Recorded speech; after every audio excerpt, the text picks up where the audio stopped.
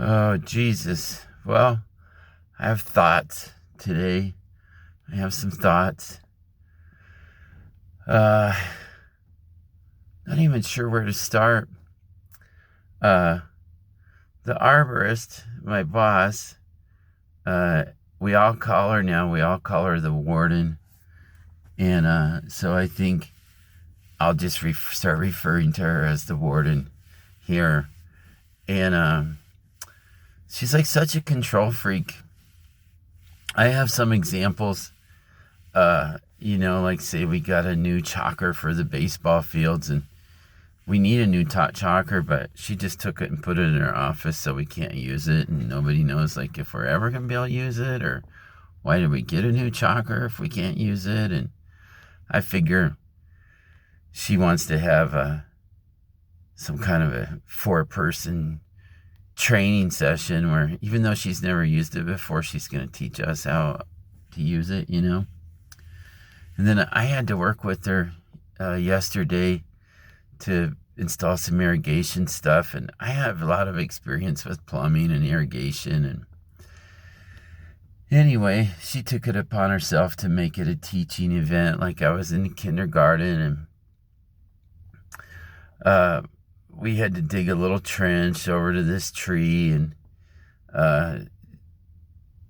she sort of wanted to teach me how to dig again, which I've mentioned in past videos. People always want to teach me how to dig, even though I have a lot of digging experience. And so I made it through that. I put up with that monkey business and just was like, Brian, just chill out, man.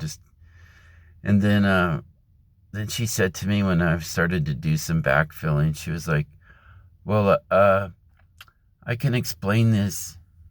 I think she said, she might have called it, I don't know what she called it. She said, I can explain this to you if you're interested, but if you're not interested, I won't bother. And I was like, well, I mean, I kind of wanted to say, well, I already know what you're doing, so I'll pass. And then I thought, well, probably what she wants to hear is that I'm interested. And the range of possibilities, I don't even know what else they would be. Like, I'm not interested. Could I have just told her, yeah, I'm just not interested. Right? But I probably should have just said, yeah, I'm interested. I'm interested in everything. But I really wasn't interested because I already knew what she was doing. But then I was kind of interested just to see what she was gonna say. And then, so I told her, I said, yeah, I'm interested. And so she says, well, this is a T here. And these are barbs.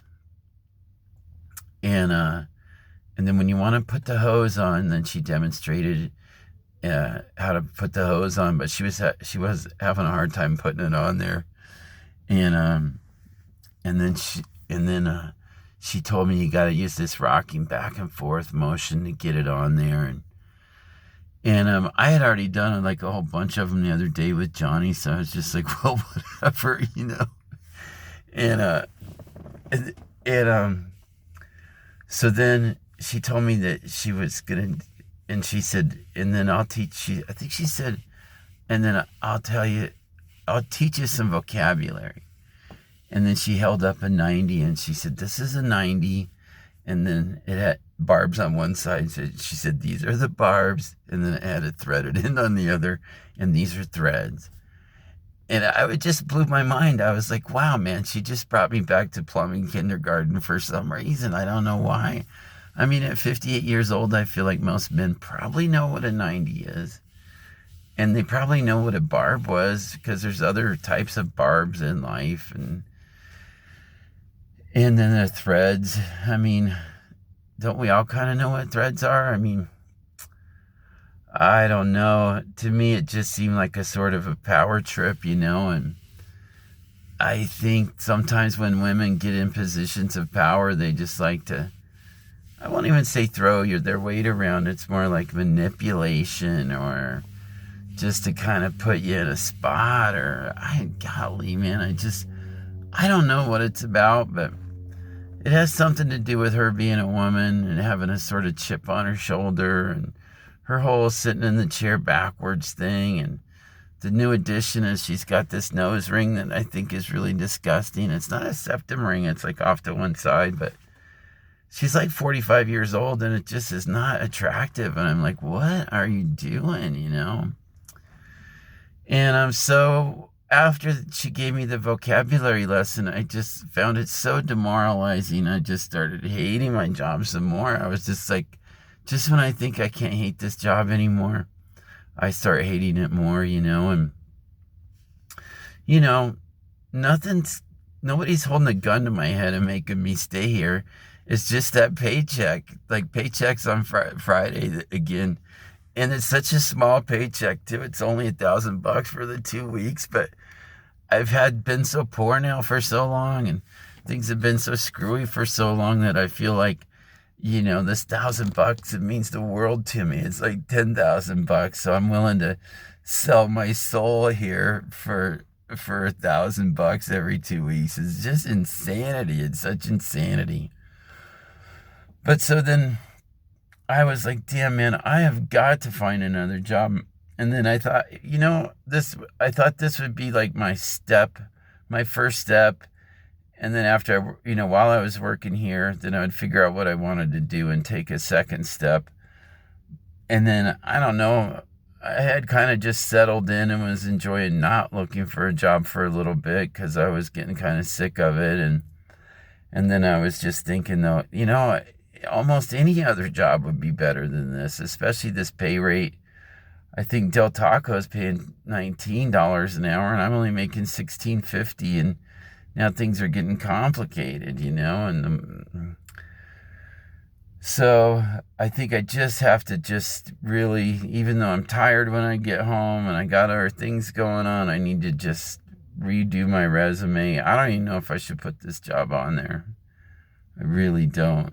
On one hand, I think if you say you work for the city parks and rec department, it might sound good to some people, but it might just sound stupid to others. And then because I've only been here like 8 weeks, maybe it's meaningless. But I would think that they would understand that, okay, you passed the drug test and the criminal background check, so, you know, it seems like it would read good on a resume, and this is where I'm presently at. So, but I don't know. I just don't know. All I know is I just sort of hate this job every day more than the day before, you know?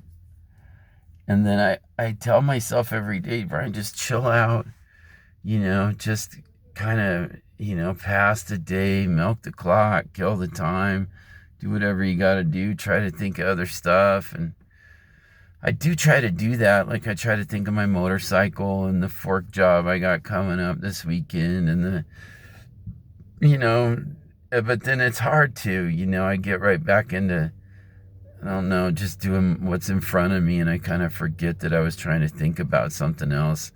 And then I'll just go back to this sort of like thinking, oh, that stupid bitch, you know, just thinking of the warden again. And so then I start ruminating on the warden trying to teach me plumbing parts and shit like that. And so it all just makes me kind of crazy, you know. But in general, things are going good, so I really should try to just chill out, be grateful, but I just have a really hard time doing that. So, golly, man. Well, that's all I got today. Thanks for listening.